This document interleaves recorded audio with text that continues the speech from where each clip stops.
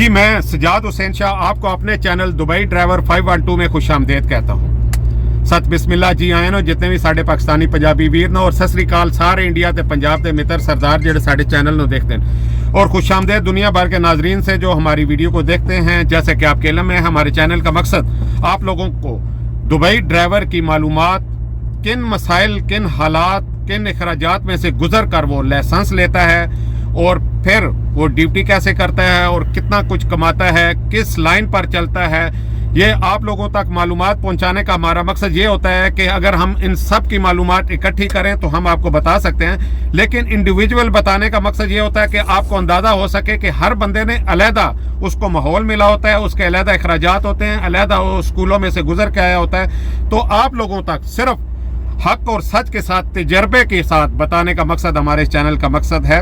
Video का आगाज़ अल्लाह पाक के बाबरकत नाम से जिसने तमाम इंसानों को खूबसूरत शक्ल शुबात दी और दुरूद पाक आप सल्लल्लाहु अलैहि वसल्लम की ज़ात अक़दस पर जिसके लिए तमाम कायनात खालिक की गई।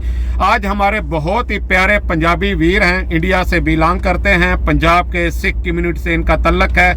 आज हम बॉर्डर सिला के मकाम पर बैठे हुए हैं, इनसे मुलाकात हुई और इनसे हमने अपनी ख्वाहिश का इजहार किया तो इन्होंने कहा कि आप हमसे इंटरव्यू ले सकते हैं। तो टाइम ज़ाया नहीं करते, चलते हैं हम अपने मेहमानों की तरफ। बाकी की बातें इन्हीं मेहमानों से आप लोगों तक पहुंचाते हैं और आपके इल्म में इजाफा करते हैं। जी सब तो पहले तो खुश आमदीद तो सारे भाइयों ने इस चैनल तक पंजाबी मेरे ख्याल ठीक रह जाएगी। हाँ जी, हाँ जी।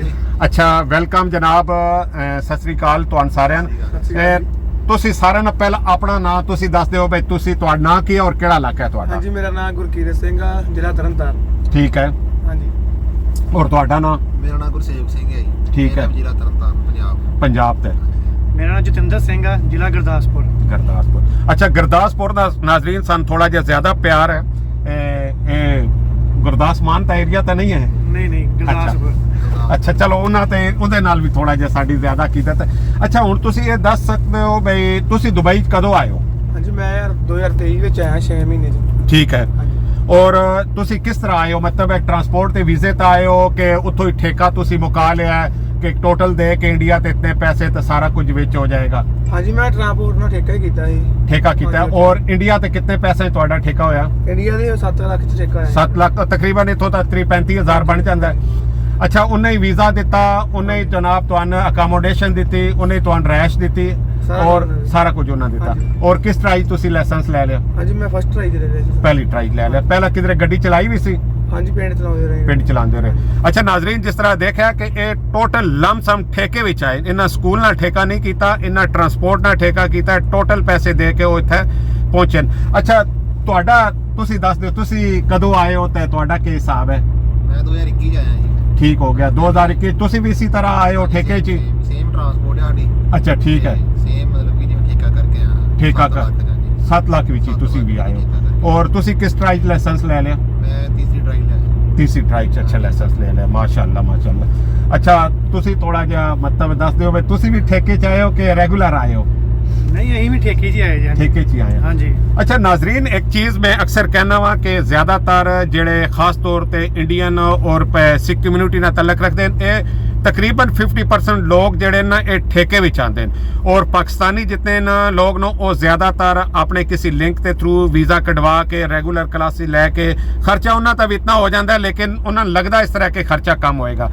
अच्छा तुसी दुबई किस मकसद वास्ते आए हो? क्या तुसी अगो यूरोप जाना चाहते हो कि दुबई नहीं, मतलब है कि तुसी समझते हो कि बेहतर है? ਤੁਹਾਡਾ ਕੀ ਖਿਆਲ ਹੈ ਇਹਦੇ ਬਾਰੇ?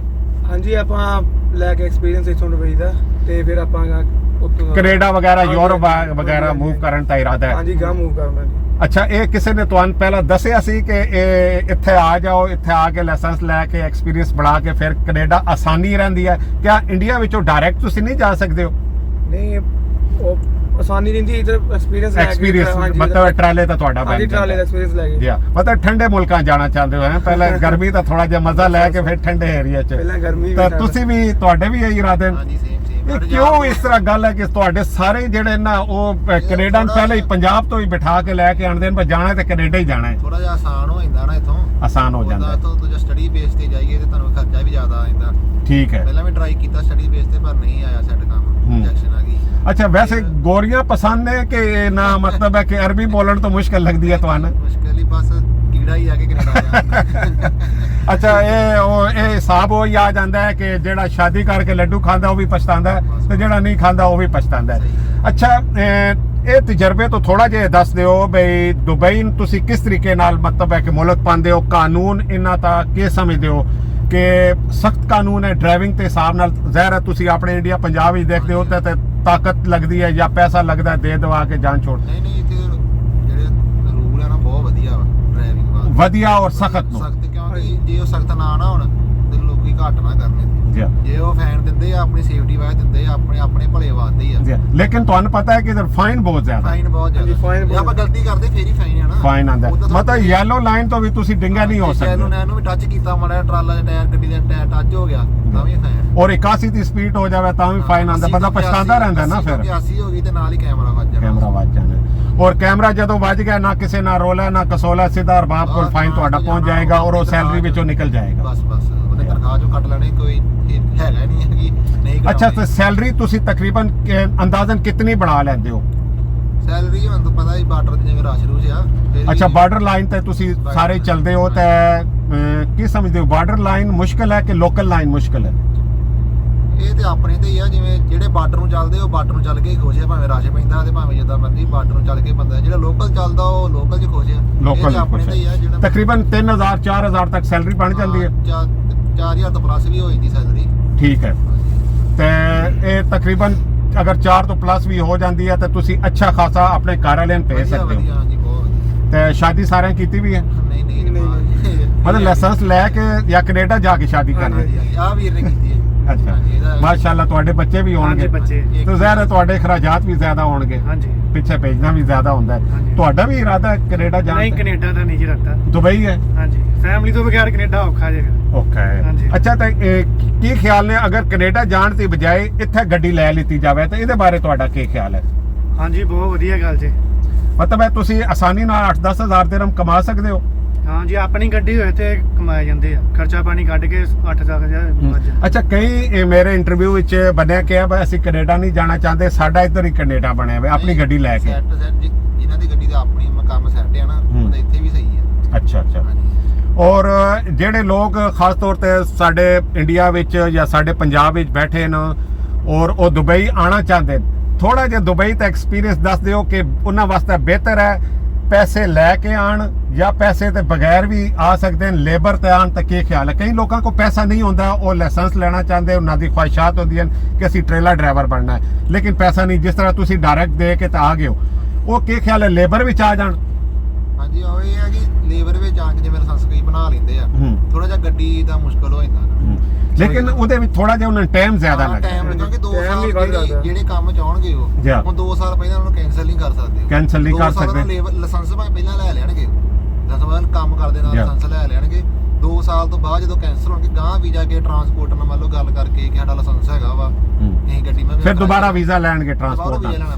ਅੱਛਾ ਤੁਸੀਂ ਆਪਣੇ ਤਜਰਬੇ ਦੀ ਬਿਨਾ ਤਾਂ ਕੀ ਕਹਿੰਦੇ ਹੋ ਕਿ ਉਹ ਲੋਕ ਡਾਇਰੈਕਟ ਆਣ ਜਿਸ ਤਰ੍ਹਾਂ ਤੁਸੀਂ ਆਏ ਹੋ ਉਹ ਸੌਖੇ ਰਹਿਣਗੇ ਕਿ ਬਜਾਏ ਕਿ ਲੇਬਰੀ ਦੀ ਝੰਜਟ ਵਿੱਚ ਆਣ?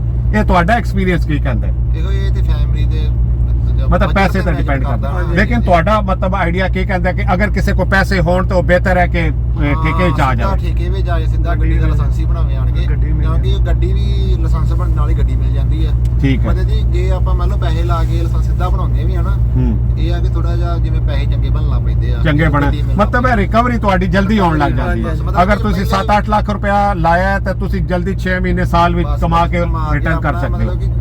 ਵੀ ਵੀਜ਼ਾ ਜਿਵੇਂ 2 ਸਾਲ ਦਾ ਵੀਜ਼ਾ ਵਾ 2 ਸਾਲ ਦੀ ਗੱਡੀ ਤੇ ਮਿਲਣੀ ਆ ਨਾ, ਪੈਸੇ ਕਵਰ ਜਿਹੜੇ ਆਪਾਂ ਲਾਇਸੈਂਸ ਤੇ ਲਾ ਕੇ ਆਏ ਉਹ ਕਵਰ ਹੋਏ। ਅੱਛਾ ਇੱਕ ਹੋਰ ਸਵਾਲ ਸਾਡੇ ਨਾਜ਼ਰੀਨ ਅਕਸਰ ਕਰਦੇ ਨੇ ਕਿ ਜਿਨ੍ਹਾਂ ਲੋਕਾਂ ਦਾ ਬਿਲਕੁਲ ਨਵਾਂ ਲਾਇਸੈਂਸ ਹੈ ਉਹਨਾਂ ਨੌਕਰੀ ਮਿਲ ਜਾਂਦੀ ਹੈ? ਅੱਛਾ ਨਾਜ਼ਰੀਨ ਇਹਨਾਂ ਕੋਲੋਂ ਅਸੀਂ ਪੁੱਛ ਲੈਣੇ, ਇਹਨਾਂ ਦਾ ਬਿਲਕੁਲ ਲਾਇਸੈਂਸ ਨਵਾਂ, ਤੁਸੀਂ ਦੱਸੋ ਨੌਕਰੀ ਮਿਲ ਜਾਂਦੀ ਹੈ ਕਿ ਨਹੀਂ ਮਿਲਦੀ? ਹਾਂਜੀ ਮਿਲ ਜਾਂਦੀ ਹੈ ਜੀ, ਆਪਾਂ ਜਿਵੇਂ ਟਰਾਂਸਪੋਰਟ ਤੇ ਆਏ ਆ। ਅੱਛਾ ਕਈ ਦਫਾ ਲੋਕ ਕਹਿੰਦੇ ਨੇ ਕਿ 6 ਮਹੀਨੇ ਪਹਿਲੇ ਲਾਇਸੈਂਸ ਦੀ ਇੰਸ਼ੋਰੈਂਸ ਨਹੀਂ ਹੁੰਦੀ, ਇਹਦੇ ਬਾਰੇ ਤੁਹਾਡਾ ਕੀ ਖਿਆਲ ਹੈ? ਨਹੀਂ ਮਤਲਬ ਜੌਬ ਮਿਲ ਜਾਂਦੀ ਹੈ? ਮੇਰਾ ਨਵੰਬਰ ਦਾ 7 ਨਵੰਬਰ ਦਾ ਲਾਇਸੈਂਸ ਬਣਿਆ ਮੇਰਾ, ਮਹੀਨਾ ਮੈਂ ਤਰੀਮਾਂ ਲਈਆਂ ਤੇ ਉਸ ਤੋਂ ਬਾਅਦ ਮੈਨੂੰ ਗੱਡੀ ਮਿਲ ਗਈ। ਮਹੀਨਾ ਮੈਂ ਲੋਕਲ ਚਲਾਈ ਗੱਡੀ ਤੇ ਹੁਣ ਮੈਨੂੰ ਮਹੀਨਾ ਹੋ ਗਿਆ ਵਾ, 1.5 ਮਹੀਨਾ ਹੋ ਗਿਆ ਮੈਨੂੰ ਬਾਰਡਰ ਚੱਲਦੇ ਨੂੰ। ਮਤਲਬ ਇਹ ਸ਼ਰਤ ਨਹੀਂ ਹੈ ਕਿ ਜੀ ਤੁਹਾਡਾ ਲਾਇਸੈਂਸ 6 ਮਹੀਨੇ ਪੁਰਾਣਾ ਹੋਵੇ, ਸਾਲ ਪੁਰਾਣਾ ਹੋਵੇ, ਬਸ ਤੁਹਾਨੂੰ ਅਗਰ ਗੱਡੀ ਕੋਈ ਦੇ ਰਿਹਾ ਜਾਂ ਤੁਹਾਨੂੰ ਮਿਲ ਰਹੀ ਹੈ ਤਾਂ ਤੁਸੀਂ ਚਲਾ ਹਾਂਜੀ ਸਕਦੇ ਹੋ। ਤਰੀਮਾਂ ਲੈਣੀਆਂ ਪੈਂਦੀਆਂ ਵਾ ਤਰੀਮਾਂ ਹਰ ਕੋਈ ਟਰਾਂਸਪੋਰਟਰ ਦਾ ਬੰਦਾ ਤਰੀਮਾਂ ਲਵੇ ਇੱਕ ਵਾਰੀ। ਅੱਛਾ, ਜਿਸ ਜਗ੍ਹਾ ਤੇ ਤੁਸੀਂ ਟਰਾਈ ਦਿੰਦੇ ਹੋ, ਲਾਇਸੈਂਸ ਲੈਂਦੇ ਹੋ, ਉੱਥੇ ਇਹ ਟ੍ਰੇਲਰ ਹੁੰਦਾ ਹੈ ਕਿ 6 ਵੀਲ ਹੁੰਦੀ ਹੈ? ਹਾਂਜੀ ਉਹ 6 ਵੀਲ ਹੁੰਦੀ ਹੈ। ਟ੍ਰੇਲਰ ਵੀ ਹੁੰਦਾ ਵਾ, ਉਹਦੀ ਵੱਖਰੀ ਕਾਸ ਹਾਂਜੀ, ਉਹ ਟ੍ਰੇਲਰ ਦੀ ਵੱਖਰੀ ਹੁੰਦੀ ਹੈ। ਫਾਈਨਲ ਟਰਾਈ ਹੋਣੀ ਹੈ ਨਾ ਲਾਇਸੈਂਸ ਵਾਲੀ, ਉਹ 6 ਵੀਲ 6 ਵੀਲ ਦੀ ਹੋਣੀ ਹੈ। ਠੀਕ ਉਹਦਾ ਹੈ। ਐਕਸਟਰਾ ਕਲਾਸ ਹੁੰਦੀ ਆ ਟਰਾਲੇ ਦੀ। ਠੀਕ ਹੈ। ਸਤਾਸ ਕੰਦਾ ਹੋ ਕਿ ਇਦਾਂ ਰਿਵਰਸਲ ਹੋਣਾ ਵਾ, ਇਦਾਂ ਕੱਟ ਇਹ ਕੱਟ ਦਾ ਉਹ ਦੱਸਦਾ ਸਾਰਾ ਉਹ ਕੁਝ। ਮੈਂ ਦਾਦੇ ਸਮਝਾਉਂਦੇ ਜੇ ਟਰਾਲਾ ਵੀ ਤੇ ਰਿਵਰਸਲ ਹੋਣਾ ਤੇ ਇਦਾਂ ਲਾਉਣਾ ਵਾ। ਬਾਕੀ ਠੀਕ ਜਿਹੜੀ ਹੈ। ਫਾਈਨਲ ਟਰਾਈ ਆ ਜਾਂ ਉਹ reversal 6 ਵੀਲ ਤੇ ਉਹ 6 ਵੀਲ ਤੇ ਹੋਣੀ। ਉਹ ਕੀ ਸਮਝਦੇ ਹੋ ਬਈ ਮੇਨ 6 ਵੀਲ ਉਹ ਵੀ ਟਰੱਕ ਹੀ ਕਾਊਂਟ ਹੁੰਦਾ ਹੈ? ਇਹ ਟ੍ਰੇਲਰ ਵੀ ਜਿਹੜਾ ਆਂਦਾ ਤਾਂ ਉਸੇ ਟਰੱਕ ਵਾਲੇ ਲਾਇਸੈਂਸ ਵਿੱਚ ਹੀ ਹੈ। ਇਹ ਥੋੜਾ ਜਿਹਾ ਮੁਸ਼ਕਲ ਹੈ ਟ੍ਰੇਲਰ ਲਾਈਫ ਕਿ ਟਰੱਕ ਲਾਈਫ ਵਾਲੀ ਮੁਸ਼ਕਲ ਹੈ? ਮਤਲਬ ਹੈ ਕਿ ਉਹ ਡਰਾਈਵਿੰਗ ਕਰਨਾ ਆਸਾਨ ਹੈ ਕਿ ਇਹ ਡਰਾਈਵਿੰਗ ਕਰਨਾ ਆਸਾਨ ਹੈ? ਹਾਂਜੀ ਤੁਹਾਨੂੰ ਪਤਾ ਹੀ ਆ, ਇਹ ਥੋੜਾ ਜਿਹਾ ਮੁਸ਼ਕਲ ਆ ਮੁਸ਼ਕਲ ਹੈ। ਔਰ ਖਾਸ ਤੌਰ ਤੇ ਰਿਵਰਸ ਦੀ ਬਹੁਤ ਮੁਸ਼ਕਲ ਹੈ। ਥੋੜੇ ਲੈਂਥ ਨੂੰ ਤੇ ਤੁਹਾਨੂੰ ਪਤਾ ਮਸਲਾ ਬਣ ਜਾਂਦਾ। ਲੈਂਥ ਲੰਬੀ ਨਾ ਉਹ 6 ਵੀਲ ਤੁਹਾਨੂੰ ਪਤਾ ਉਹਦੇ ਕਾਰ ਵਾਲਾ ਹਿਸਾਬ ਆ। ਕਾਰ ਵਾਲਾ ਹਾਂ, ਹਿਸਾਬ ਹੈ। ਜਦੋਂ ਇਹ ਥੋੜਾ ਹੈ ਕਿ ਜਿਵੇਂ ਕੱਟ ਵੀ ਹਿਸਾਬ ਨਾਲ ਕੱਟਣਾ ਪੈਂਦਾ ਕਿ ਟਾਇਰਾਂ ਨੂੰ ਮੋੜਨਾ, ਮਤਲਬ ਐ ਲੈਣਾ ਬਣ ਜੇ ਗੱਡੀ। ਨਵੇਂ ਆਉਣ ਵਾਲੇ ਲੋਕਾਂ ਨੂੰ ਤੁਸੀਂ ਕੀ ਕਹੋਗੇ? ਆ ਜਾਣ ਦੁਬਈ ਬਿਹਤਰ ਹੈ? ਨਹੀਂ ਆ ਜਾਣ, ਜਿਹੜੇ ਬੰਦੇ ਨੇ ਗਾਂ ਸੋਚਿਆ ਮਤਲਬ ਕਿ ਜਿਵੇਂ ਨਹੀਂ ਬਣਦਾ, ਜਿਵੇਂ ਸਾਡੇ ਵਰਗੇ ਨਹੀਂ ਬਣਦਾ ਗਾਂ ਦਾ, ਇੱਥੇ ਆ ਜਾਣ। ਇੱਥੇ ਚਲੋ ਇਹ ਥੋੜਾ ਜਿਹਾ ਜਿਵੇਂ ਫੈਮਿਲੀ ਪਿੱਛੋਂ ਸਪੋਰਟ ਵੀ ਬੰਦੇ ਦੀ ਕਰ ਲੈਂਦਾ ਥੋੜੀ ਬਹੁਤੀ ਪੈਸਿਆਂ ਦੀ, ਤੇ ਆਪਣੇ ਪੈਰਾਂ ਸਿਰ ਤੇ ਸਟੈਂਡ ਵੀ ਹੋ ਜਾਂਦਾ ਇੱਥੇ। ਜੀ ਨਾਜ਼ਰੀਨ, ਜਿਸ ਤਰ੍ਹਾਂ ਤੁਸੀਂ ਇਹਨਾਂ ਪੰਜਾਬੀ ਸਾਡੇ ਵੀਰਾਂ ਦਾ ਇੰਟਰਵਿਊ ਸੁਣਿਆ, ਮੁxtਲਿਫ ਗੱਲਾਂ ਸੁਣੀਆਂ, ਉਹਦਾ ਖੁਲਾਸਾ ਇਹ ਹੀ ਹੈ ਕਿ ਅਗਰ ਤੁਸੀਂ ਠੇਕੇ 'ਚ ਆ ਜਾਂਦੇ ਹੋ ਤਾਂ ਤੁਸੀਂ ਬਹੁਤ ਜ਼ਿਆਦਾ ਮੁਸ਼ਕਲਾਤ ਔਰ ਮਸਾਇਲ ਤੋਂ ਬਚ ਜਾਂਦੇ ਹੋ ਔਰ ਤੁਹਾਨੂੰ ਇਤਨੀਆਂ ਦੁਸ਼ਵਾਰੀਆਂ ਨਹੀਂ ਹੋਣਗੀਆਂ। ਅਗਰ ਲੇਬਰ ਵਿੱਚ ਆਓਗੇ ਤਾਂ ਬਹੁਤ ਜ਼ਿਆਦਾ ਦੁਸ਼ਵਾਰੀਆਂ ਤਾਂ ਤੁਹਾਨੂੰ ਸਾਹਮਣਾ ਕਰਨਾ ਪਏਗਾ। ਤੇ ਔਰ ਆਣਾ ਚਾਹੀਦਾ ਜੀ, ਬਿਲਕੁਲ ਆਣਾ ਚਾਹੀਦਾ। ਜਿਹੜੇ ਲੋਕ ਖਾਸ ਤੌਰ ਤੇ ਅੱਗੇ ਕੈਨੇਡਾ ਯੂਰਪ ਮੂਵ ਕਰਨਾ ਚਾਹੁੰਦੇ ਉਹਨਾਂ ਨੂੰ ਤਾਂ ਚਾਹੀਦਾ ਕਿ ਉਹ ਆ ਜਾਣ, ਆਪਣਾ ਐਕਸਪੀਰੀਅੰਸ ਗੇਨ ਕਰਨ ਔਰ ਚਲੇ ਜਾਣ। ਔਰ ਸਾਡੀ ਇਹਨਾਂ ਵਾਸਤੇ ਵੀ ਦੁਆ ਹੈ ਕਿ ਇਹਨਾਂ ਸਾਰਿਆਂ ਦੀ ਸ਼ਾਦੀ ਹੋ ਜਾਵੇ ਔਰ ਜਿਨ੍ਹਾਂ ਦੀ ਸ਼ਾਦੀ ਹੋਈ ਵੀ ਹੈ ਉਹਨਾਂ ਵਾਸਤੇ ਵੀ ਅੱਛੇ ਅੱਛੇ ਬੱਚੇ ਪੈਦਾ ਹੋਣ ਤਾਂ ਕਿ ਉਹਨਾਂ ਦੀ ਆਉਣ ਵਾਲੀ ਜ਼ਿੰਦਗੀ ਖੁਸ਼ਹਾਲੀ ਨਾਲ ਗੁਜ਼ਰੇ। ਸਾਨੂੰ ਦਿਓ ਇਜਾਜ਼ਤ ਇਸ ਤੋਂ ਅਗਲੀ ਵੀਡੀਓ ਤੱਕ ਇਸ ਪੈਗਾਮ ਨਾਲ ਕਿ ਦੁਨੀਆ ਤੇ ਕੋਈ ਵੀ ਕਿਸੇ ਵਾਸਤੇ ਅੱਛਾ ਨੇਕੀ ਦਾ ਕੰਮ ਕਰ ਜਾਓ ਤਾਂ ਕਿ ਅਗਰ ਚਲੇ ਵੀ ਜਾਓ ਦੁਨੀਆ ਤੋਂ ਉਹ ਨੇਕੀ ਵਾਲਾ ਸਿਲਸਿਲਾ ਤੁਹਾਡਾ ਰੁਕਿਆ ਨਹੀਂ। ਸਾਨੂੰ ਦਿਓ ਇਜਾਜ਼ਤ। ਅੱਲਾ ਹਾਫਿਜ਼। ਸਤਿ ਸ੍ਰੀ ਅਕਾਲ ਜੀ।